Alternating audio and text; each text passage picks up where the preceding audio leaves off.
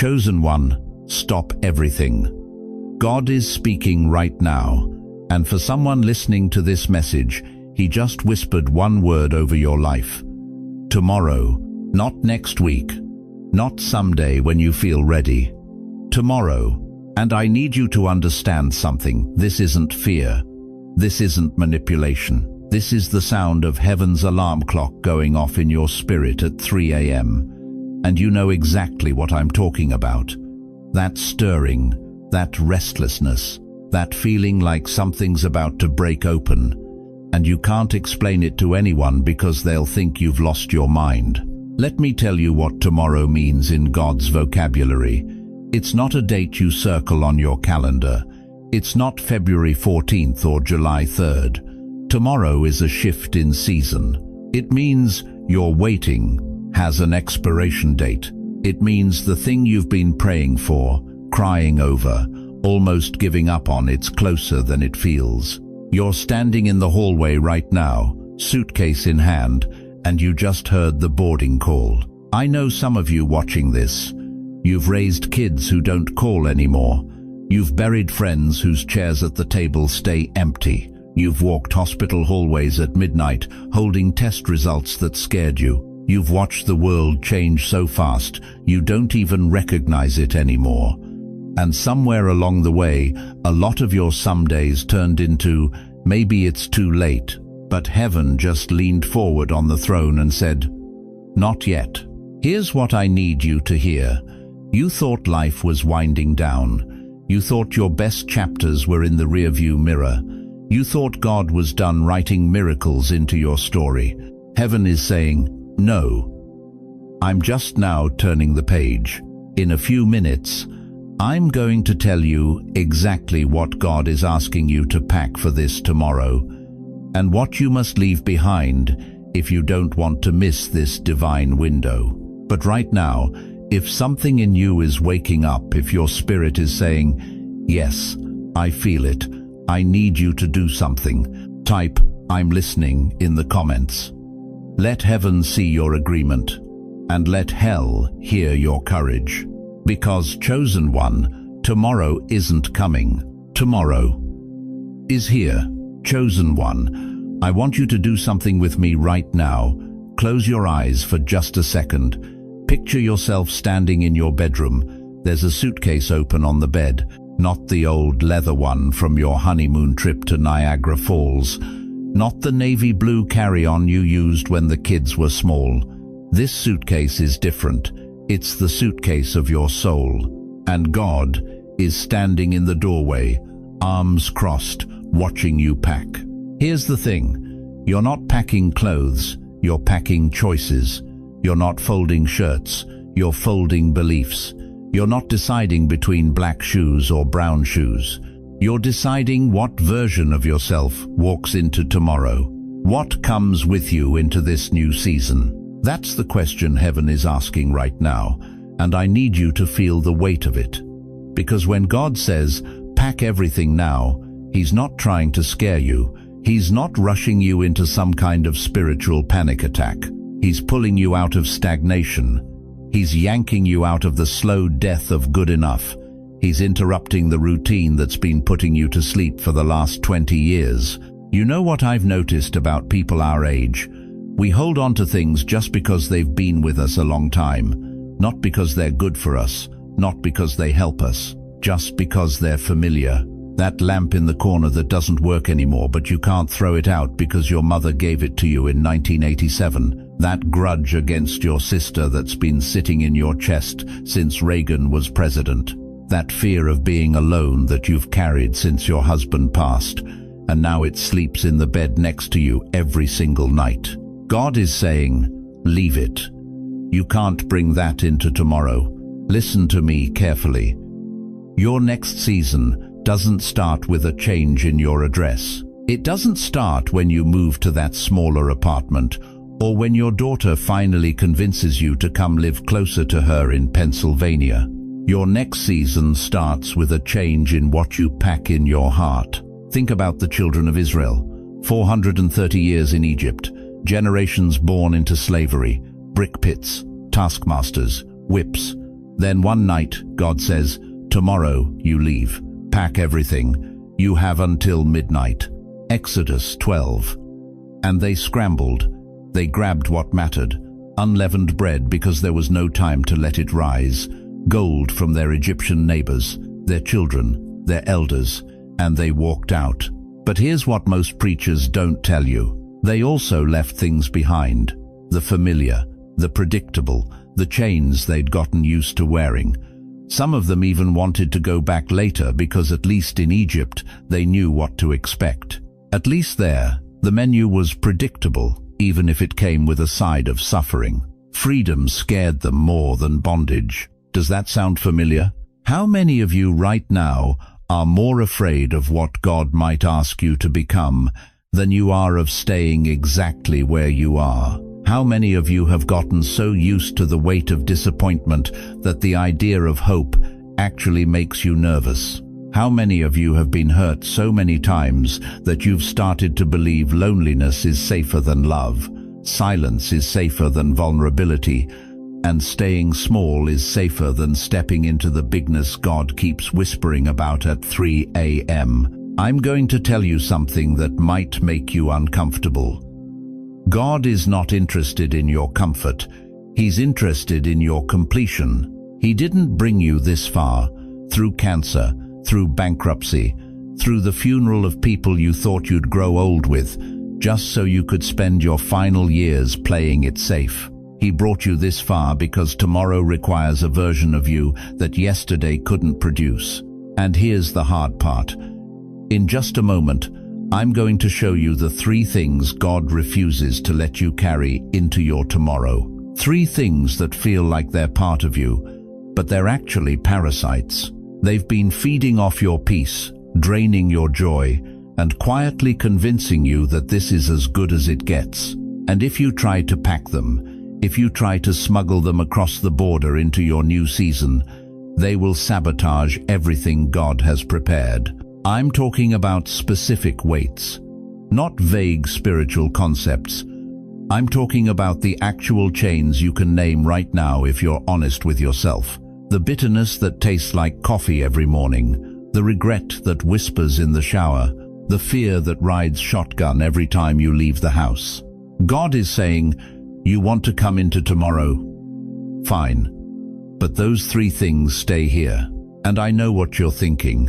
But I've carried these for so long, they're part of me now. How do I even function without them? That's exactly the lie that keeps you stuck. Here's the truth. You were never meant to carry them in the first place. They've been weighing you down so long you forgot what it feels like to stand up straight. But tomorrow, chosen one, you're going to remember. If you know deep in your gut that there are things you cannot drag into your tomorrow, things that will kill your destiny if you keep holding them, I need you to type this in the comments right now. No more baggage. Say it out loud if you have to. Let your own ears hear it. Let the enemy hear it. Let heaven mark it down. Because what I'm about to show you next will either set you free or make you angry. And honestly, either reaction means you're still alive enough to feel something. So stay with me. We're about to open that suitcase and see what's been hiding at the bottom. Now listen to me carefully, because what I'm about to say is going to sting a little.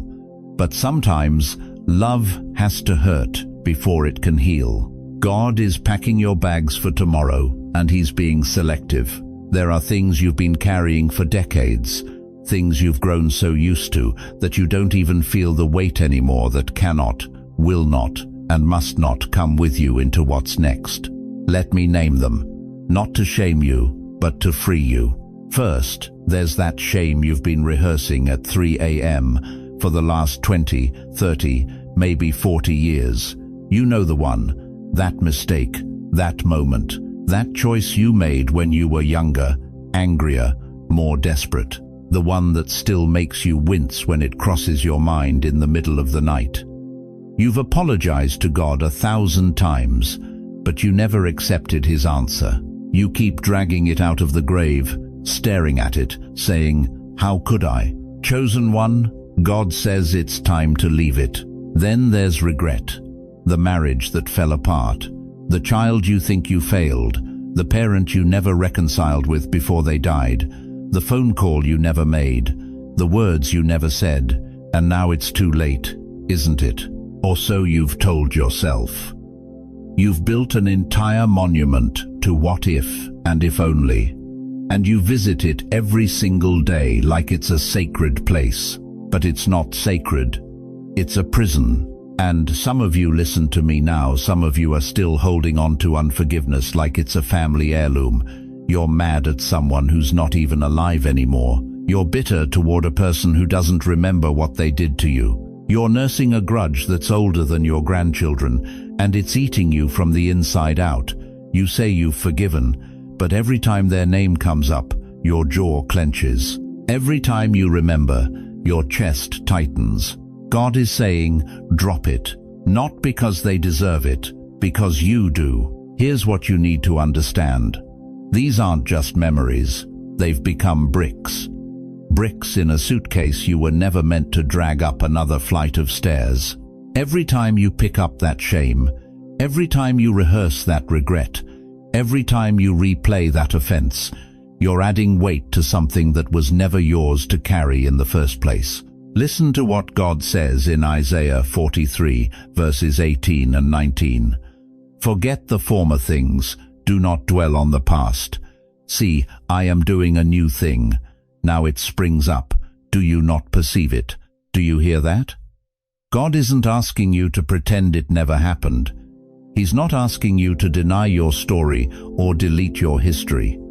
He's asking you to stop letting it define who you are.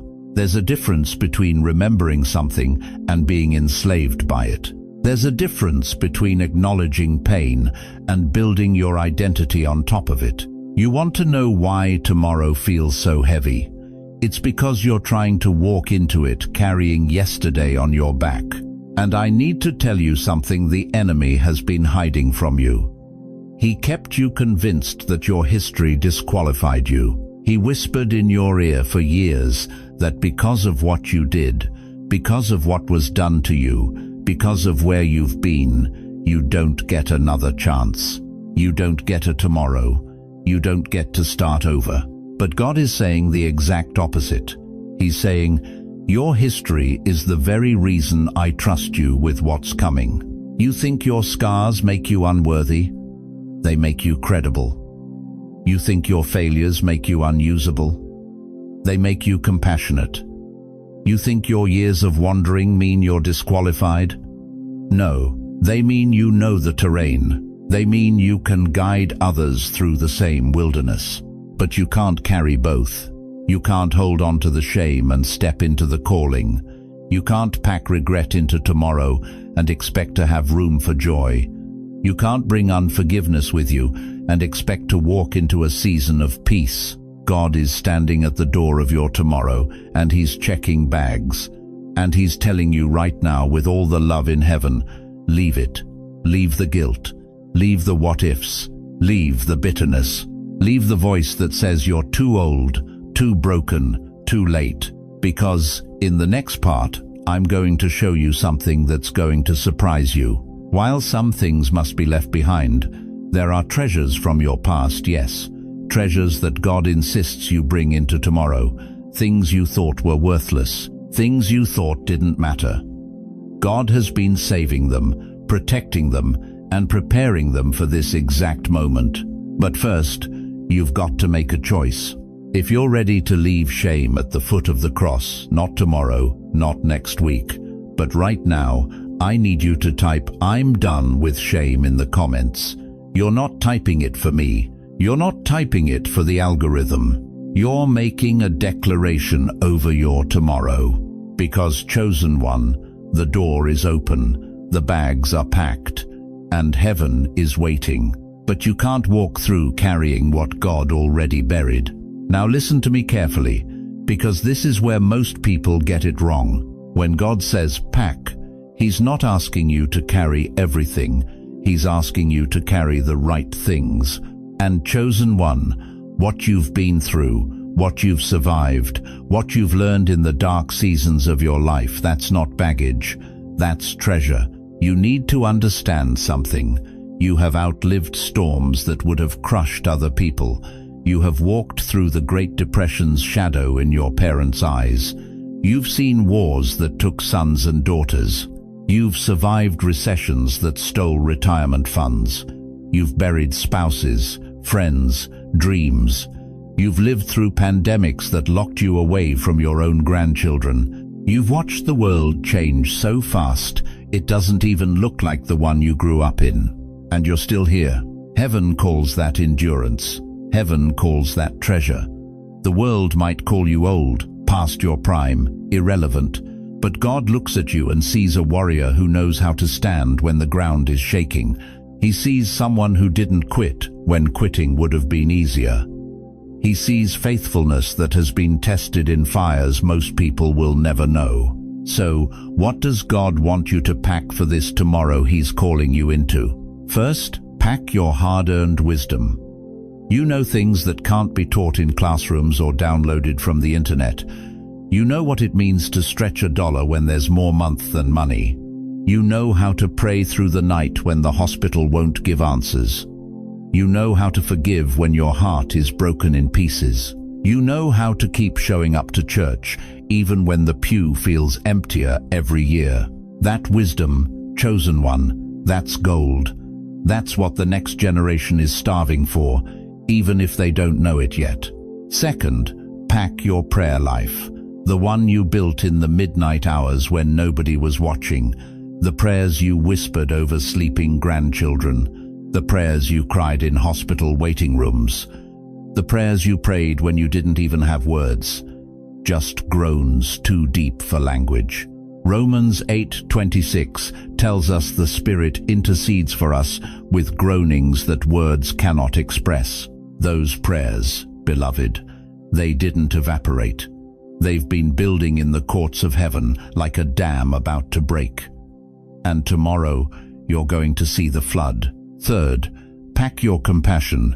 You've been broken enough times to know what other people's pain feels like. You don't judge the single mother struggling to feed her kids because you remember when you didn't know where the next meal was coming from. You don't judge the man battling addiction because you know what it's like to fight demons nobody else can see. Your scars have made you soft where the world is hard. And God is saying, I need that tenderness for what's coming. Fourth, and this is crucial, pack the yes in your spirit that has not died. I don't care how tired you are. I don't care how many times life knocked you down. Somewhere deep in your chest, there's still a flicker of hope that refuses to go out. That's not stubbornness. That's divine DNA. That's the breath of God in you, and it cannot be extinguished by circumstances. Psalm 126:5 declares, Those who sow in tears will reap with songs of joy. Do you hear that? Your tears were not wasted. Every single tear you cried in secret, every night you soaked your pillow, every moment you whispered, God, where are you? Those were seeds. Seeds planted in the soil of your tomorrow. And God doesn't plant seeds He doesn't intend to harvest. Now stay with me, because in just a few minutes, we're going to zoom in on a man named Abraham. God came to him when he was 75 years old, 75, and said, Leave your country, leave your people, leave your father's household, pack up and go to a land I will show you. 75 years old, and God said, Your story is just beginning. That's where your story and his story connect. That's where everything starts to make sense. But here's the truth bomb I need to drop on you right now. You thought age disqualified you. You thought the wrinkles on your face and the ache in your bones meant God was done with you. You thought your best chapters were written in the decades behind you. God sees your age as evidence. Evidence that you know how to stand when the world is collapsing. Evidence that you've learned to trust Him when you can't see the road ahead. Evidence that your faith has been tested in fires and came out refined, not destroyed. You're not a leftover. You're not a relic. You're not sitting on the bench waiting for heaven to call you home. You are a pillar. You are a carrier.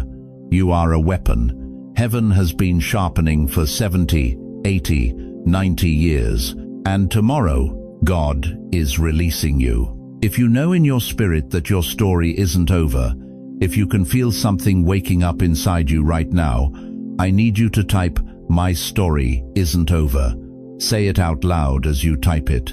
Let your own ears hear what heaven already knows. Because, chosen one, what you're packing isn't just for you. It's for everyone who's waiting on the other side of your obedience. Let me take you back about 4,000 years to a place called Ur of the Chaldeans.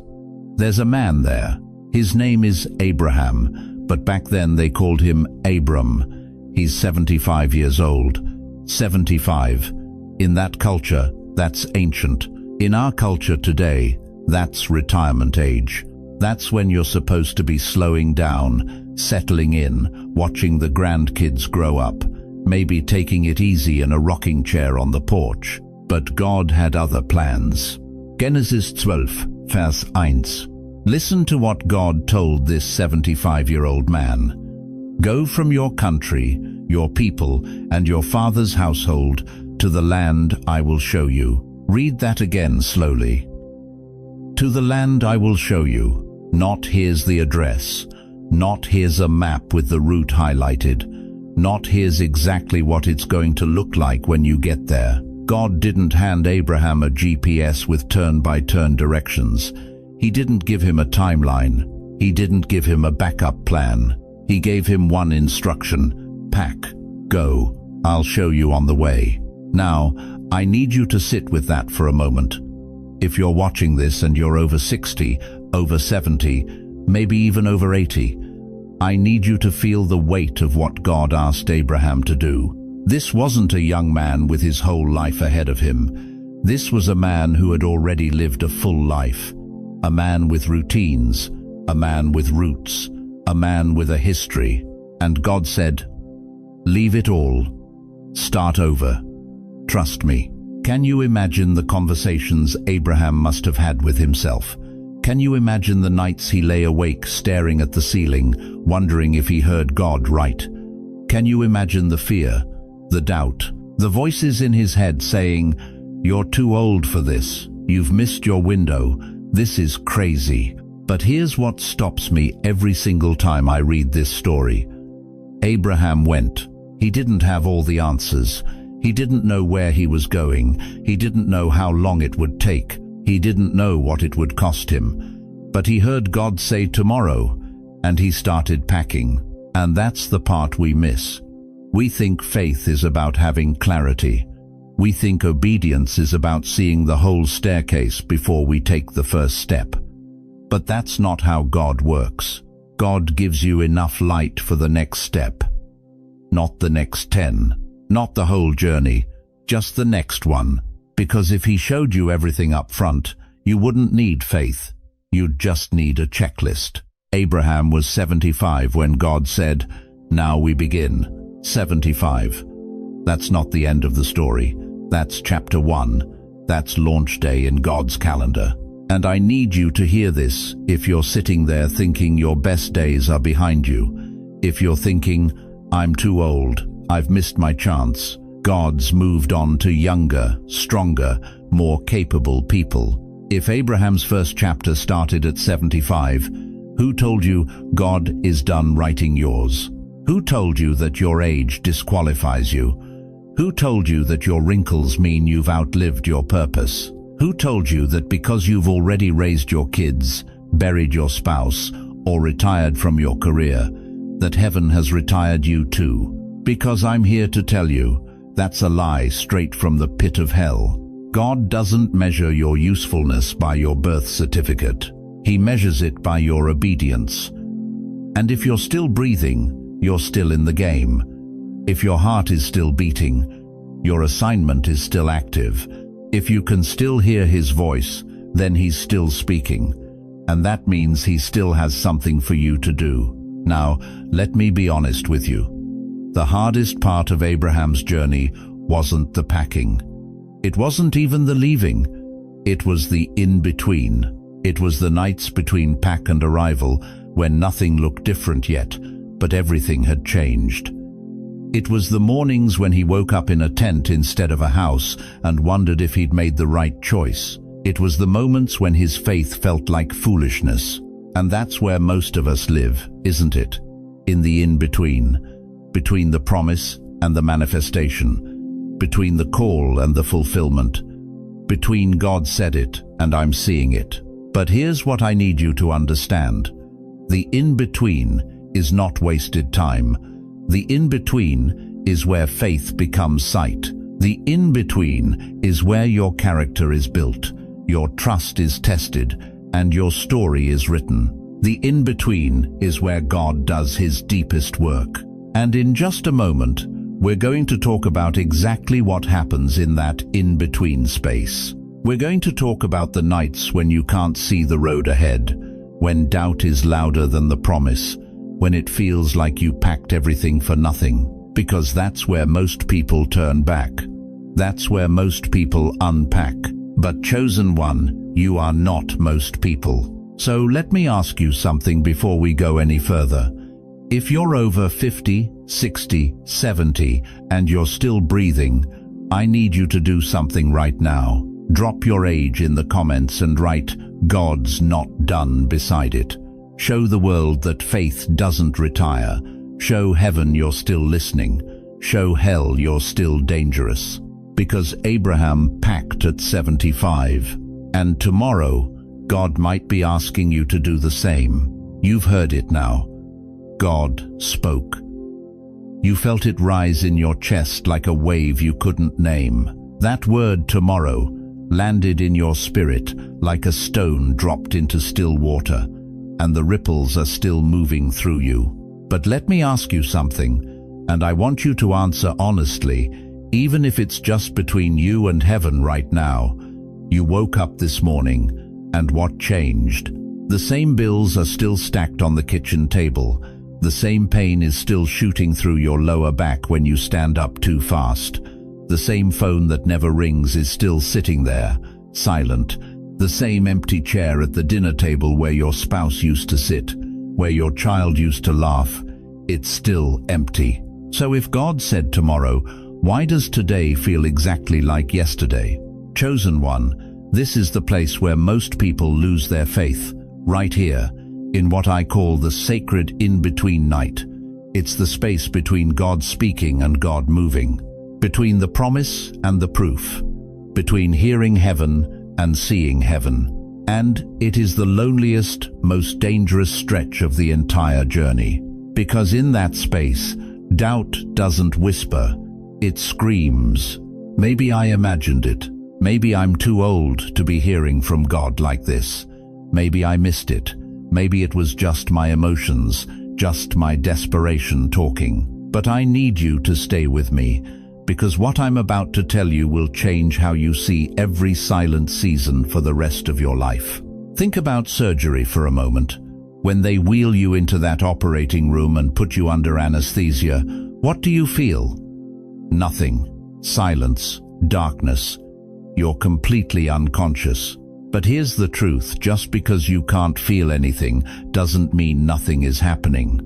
While you're under, the surgeon's hands are wide awake.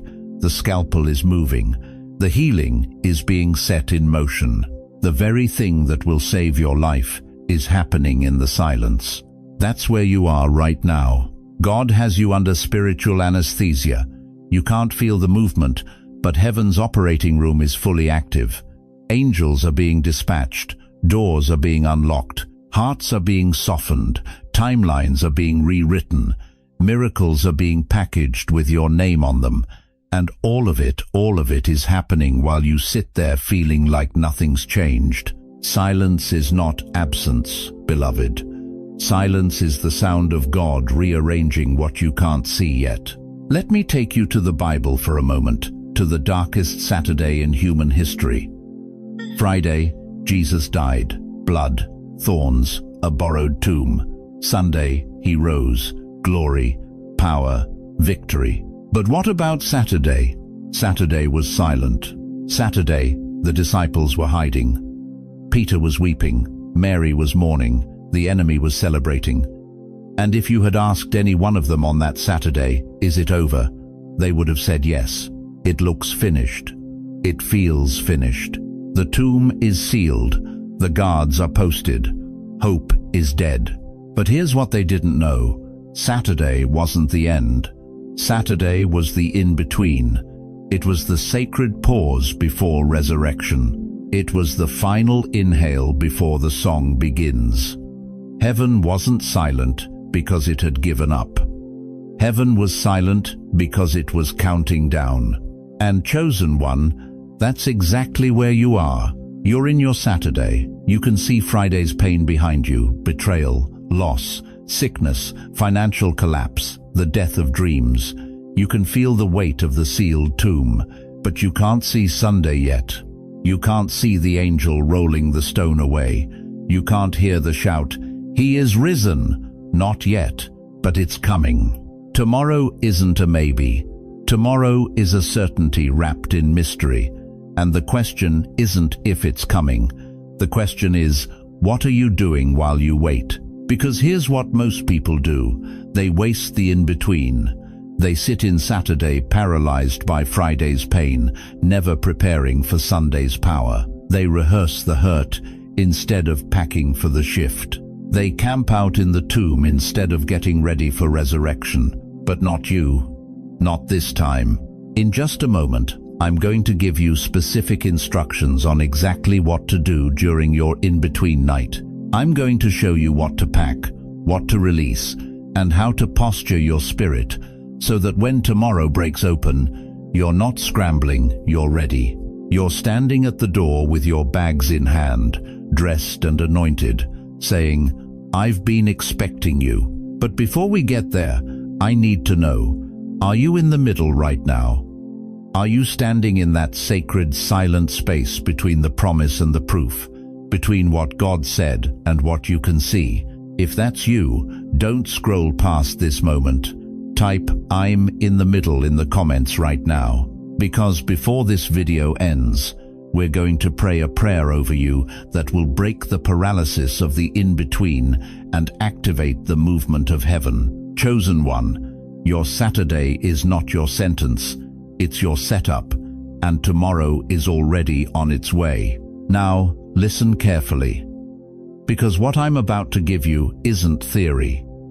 This isn't something you write down and forget about. This is the blueprint heaven just handed you, and if you don't act on it, tomorrow will pass you by like every other promise you let slip through your fingers. You want to know why some people stay stuck in the same chapter for 30 years, while others walk through doors they never saw coming? It's not luck. It's not favoritism. It's obedience in the small moments when nobody's watching. God just said tomorrow, and that means today is your packing day. So here's what you're going to do. First, spiritual packing. I want you to set aside 10 to 15 minutes today, not later this week. Today, go sit at your kitchen table, the one where you've had coffee 1,000 mornings, where you've cried, where you've prayed when the house was quiet. Bring a pen and paper, not your phone, paper, and I want you to write 2 lists. On the left side, write down everything you know in your spirit God is telling you to leave behind. The bitterness you've been nursing like it's keeping you warm. The grudge you've held so long, it's become part of your identity. The fear that whispers you're too old, too late, too broken. Write it down. On the right side, write what he's asking you to carry forward. The dream he planted in you 40 years ago that you buried because life got hard. The gift you stopped using because someone told you it didn't matter. The calling you walked away from because you thought you missed your window. Write it down, because here's the truth. You cannot pack for tomorrow if your hands are full of yesterday's garbage. Second, relational obedience. Maybe packing for you isn't about stuff. Maybe it's about a phone call you've been avoiding. Maybe it's that son or daughter you haven't spoken to in 3 years because of something stupid that pride won't let you release. Maybe it's forgiving somebody who doesn't deserve it, who never apologized, who moved on while you stayed stuck. Let me ask you something. How much longer are you going to let that person control your tomorrow without even knowing it? Proverbs 3:5 says, "Trust in the Lord with all your heart and lean not on your own understanding." That means you stop trying to figure out how it's going to work. You stop waiting for them to make the first move. You pick up the phone. You write the letter. You release the weight, because God is not going to take you into your tomorrow carrying chains from 20 years ago. Third, physical and practical steps. Some of you, your packing is literal. There's a corner of your house you haven't touched in years because it holds too many memories. The closet with your spouse's clothes still hanging there. The boxes in the garage filled with things from a life that's over. The drawer stuffed with medical bills and legal papers you can't look at without falling apart. Here's what I want you to do. Walk into that space. Open that closet. Touch those boxes. And as you clean, as you sort, as you let go, I want you to say out loud, "Lord, I make room for what you're doing next." Because heaven is trying to bring furniture into your life, but the house is too full of what used to be. Isaiah 43:19 says, "Behold, I am doing a new thing. Now it springs forth. Do you not perceive it?" You can't perceive the new if you're buried under the old. And listen, I know this hurts. I know it feels like you're erasing someone, erasing a season, erasing the person you used to be. But you're not erasing anything. You're making space. There's a difference. Fourth, faith declaration. Every single morning until this word lifts from your spirit, I want you to stand up, look in the mirror, and say this: "My tomorrow is in God's hands. I will not waste today." Say it when you don't feel it. Say it when your body aches and your heart is heavy. Say it when the news is bad and the bank account is low. Because faith isn't a feeling. Faith is a decision you make with your mouth even when your emotions are screaming the opposite. You declare it until your spirit catches up. You declare it until the atmosphere around you shifts. You declare it until hell knows you're not backing down. Now, don't click away, because in the next part, I'm going to talk about what happens if you ignore this window. I'm going to show you why some people stay stuck decade after decade, while others step through. And I'm going to tell you exactly what the enemy is doing right now to distract you from this moment. But before we go there, I need you to do something. Pick one of these steps, just one, and type it in the comments. My step is, when you put it in writing, you bring it into the light. When you declare it publicly, you make a covenant with heaven. And when you act on it, tomorrow stops being a concept and becomes your reality. Because here's the truth that's going to shake you. You're not waiting on God to move. God is waiting on you to pack. Now listen to me carefully, chosen one, because what I'm about to say might sting a little, but I love you too much to let you walk past this moment blind.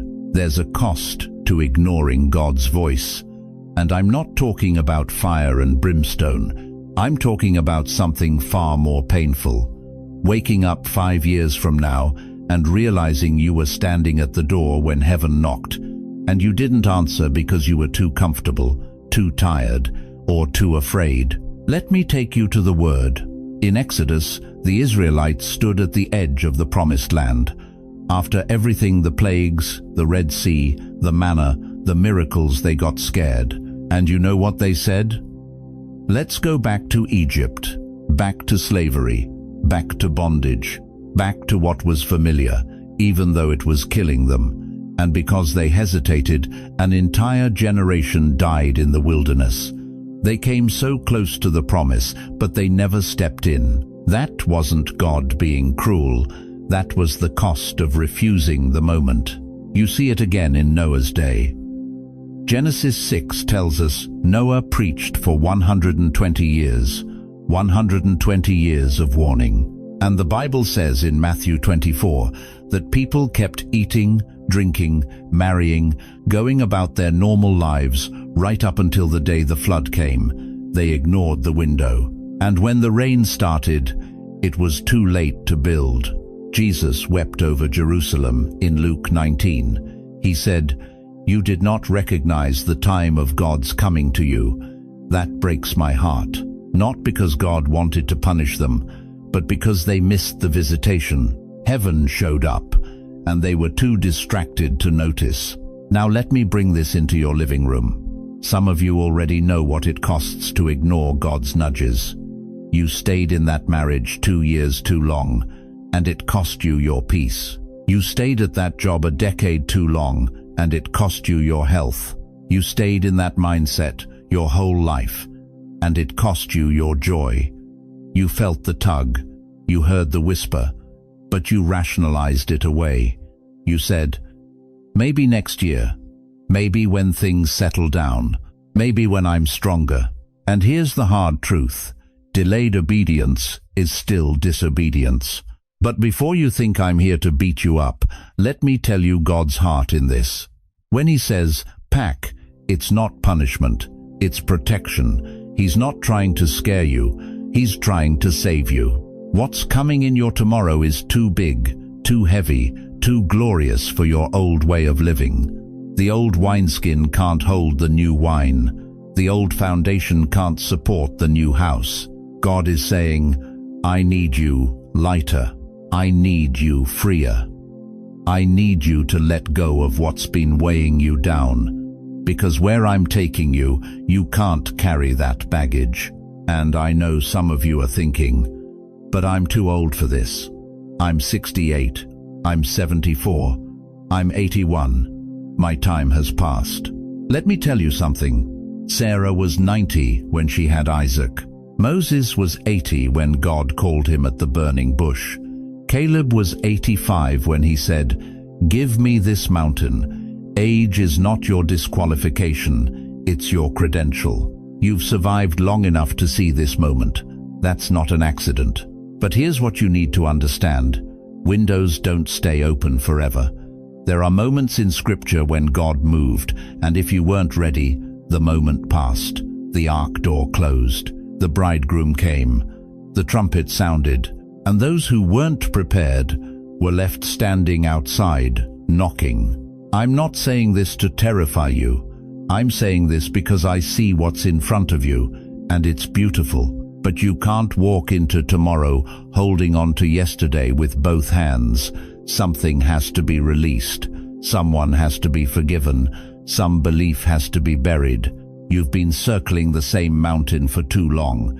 Deuteronomy 2-3 says, "You have circled this mountain long enough.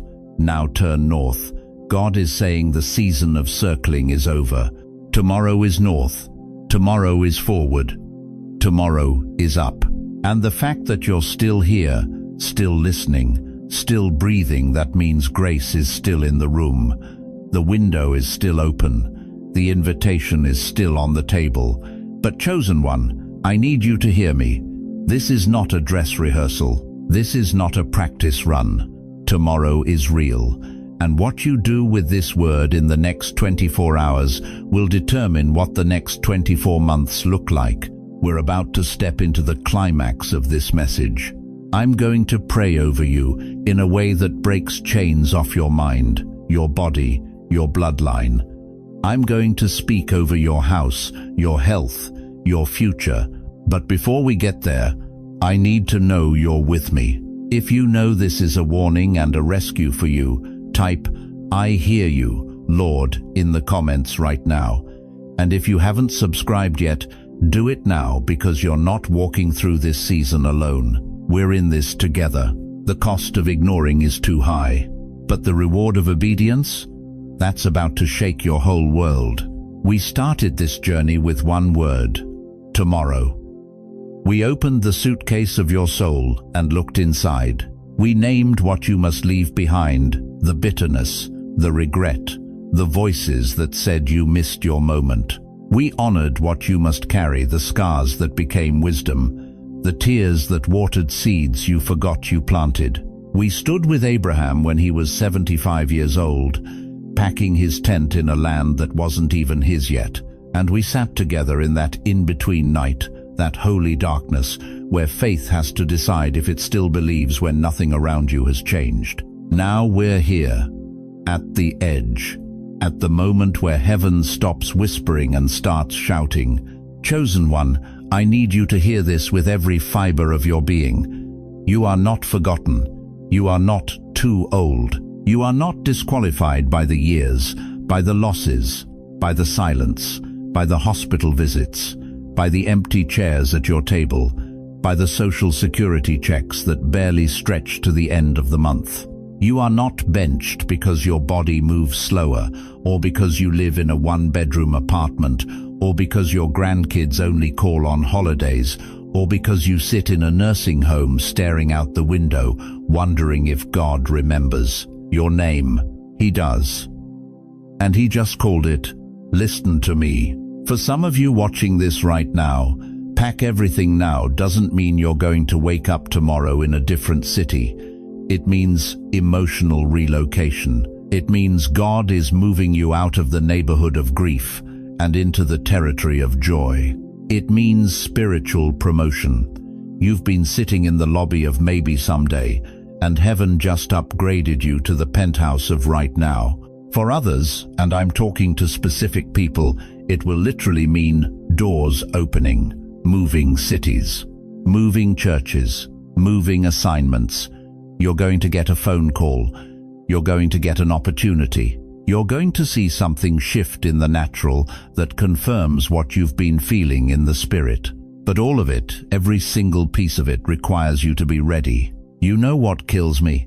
We live in a generation that worships youth like it's a god. We bow down to smooth skin and tight muscles and quick reflexes.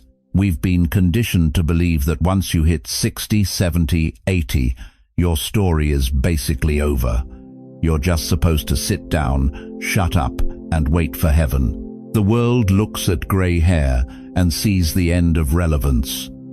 But God looks at grey hair and sees the beginning of authority. The same God who called Abraham at 75 when Sarah's womb was dead and his own body was as good as gone is the same God calling you today. The same God who called Moses at 80 years old after 40 years of exile in a desert tending somebody else's sheep looked at that man with weathered hands and a stutter and said, "Now you're ready. Now I can use you." The same God who took a widow named Naomi, stripped of her husband and both her sons, and turned her story into the bloodline of King David and eventually Jesus Christ, that same God is looking at your life right now and saying, "Get ready for your tomorrow."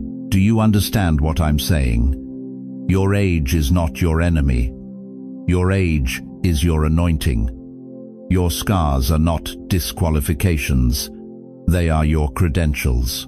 Every year you survived when you shouldn't have. Every diagnosis you outlived. Every betrayal you forgave. Every midnight you cried through and still woke up breathing the next morning. All of it was preparation for this exact moment. Heaven doesn't waste pain. Heaven doesn't waste time. And heaven certainly doesn't call you to pack your bags just to leave you standing at the door.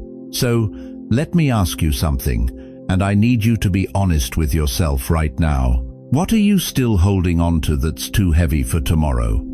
What voice from yesterday are you still letting dictate your today? What lie are you still believing that says it's too late, you're too broken, you're too forgotten? Because here's the truth that's going to set you free. The enemy didn't fight you this hard just to watch you fade quietly into the background. He fought you this hard because he saw what God put inside you. He saw the influence you carry. He saw the prayers that still have power. He saw the wisdom that could set a generation free. And he has spent years trying to convince you that you're finished. But chosen one, you're not finished. You're not even close. You're standing at the starting line of the most important chapter God ever wrote over your life. And tomorrow, not someday, not next year, not when you feel ready. Tomorrow is when it begins. In these last minutes, I'm going to pray over you like you're sitting in the front row of a church service, not behind a screen. I'm going to speak over your life with the authority heaven gave me. But before we do that, I need to see your faith. Type "tomorrow belongs to God" if you're stepping into this by faith. Let your fingers be your agreement.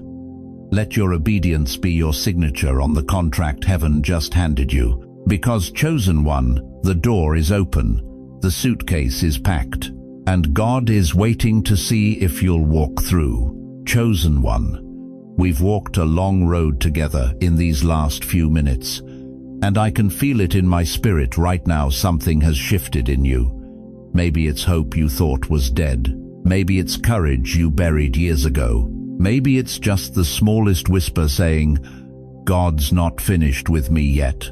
So before we close, I want to pray with you, not over you, with you, because what's about to happen in your tomorrow requires agreement between heaven and your heart. So if you're able, I want you to close your eyes, put your hand over your chest, and let's talk to the Father together. Father, right now, in the name of Jesus, I come before you on behalf of every chosen one listening. Lord, they've carried bags they were never meant to hold. Bags of regret, bags of shame, bags of what-ifs and if-onlys. And right now, God, we lay them down. We give you our past, every mistake, every betrayal, every moment we thought disqualified us. We give you our regrets, the things we said, the things we didn't say, the people we couldn't save, the time we think we wasted. Lord, we give you our fears about the future. The fear that it's too late, the fear that our bodies are too broken, the fear that tomorrow won't come, or that it'll come and we won't be ready. God, we release it all into your hands right now. And Father, we receive your word that says, "I know the plans I have for you, plans to prosper you and not to harm you, plans to give you hope and a future." Jeremiah 29:11. We receive that even now, even today, even at this age, even in this condition. You are not done writing our story. Now, Lord, I speak blessing. I speak blessing over their health, over bodies that ache, bones that are weary, minds that forget. I pray strength where there is weakness. I pray clarity where there is confusion. I pray that tonight they sleep like someone whose tomorrow is safe in your hands. Not tossing, not anxious, but resting in the arms of the God who never sleeps. I speak blessing over their homes, over the rooms that feel too quiet now, over the chairs where loved ones used to sit. Lord, fill those spaces with your presence. Let their home become a sanctuary where heaven feels close. I speak blessing over their children and grandchildren. God, even the ones who walked away, even the ones who don't call, even the ones who don't understand. Lord, let this obedience, this act of packing for tomorrow, break generational chains. Let this be the hinge moment that turns an entire family line back toward you. I speak blessing over their finances. God, they've tithed when it didn't make sense. They've given when they had little, and your word says, "Give, and it will be given to you." A good measure, pressed down, shaken together, and running over, will be poured into your lap. Luke 6:38. So I pray provision. I pray unexpected checks, unexpected help, unexpected open doors. And Father, I speak blessing over their minds, over the enemy's lies that whisper, "You're too old, you're too tired, you're too forgotten." I silence those voices right now in Jesus' name. I declare Psalm 92:14. They will still bear fruit in old age. They will stay fresh and green. Fresh, green, fruitful. That's the word over there tomorrow. Now, chosen one, even if you feel weak, God is strong. Even if you feel alone, you are not. You are surrounded right now by a cloud of witnesses, by angels assigned to your tomorrow, by the very Spirit of God who led you to this message. This word found you for a reason. It wasn't an accident, it was an appointment. So here's what I need you to do. If this word touched something deep in your spirit, if you felt the weight lift or the hope rise, I want you to type Amen in the comments right now. Let me see you. Let this community see you. Let heaven see your agreement, and let hell see your courage. And if you want more messages like this, words that don't just tickle your ears but shift your trajectory, make sure you hit that subscribe button and turn on the bell. Because God is speaking to His remnant right now, and you need to hear what's coming next. Now I want you to think about someone stuck in their yesterday, someone who's given up, someone who needs to hear that God still has a tomorrow for them. Share this message with them. Send it, text it, call them, and tell them to watch it. This might be the word that helps them start packing. And if you feel led to support this ministry, there's a super thanks button below or a link in the description. Not because we need it, but because when you sow into the word that fed you, God honors that. He multiplies it. And honestly, it helps us keep bringing these messages to people who are hungry. But here's the last thing, and I need you to hear this with your whole heart. Chosen one, God just said tomorrow. Not next year, not someday, tomorrow. So tonight, when you lay your head down, I want you to do something. Start packing, even if it's just in your spirit, even if it's just surrendering one thing, releasing one bag, believing one promise.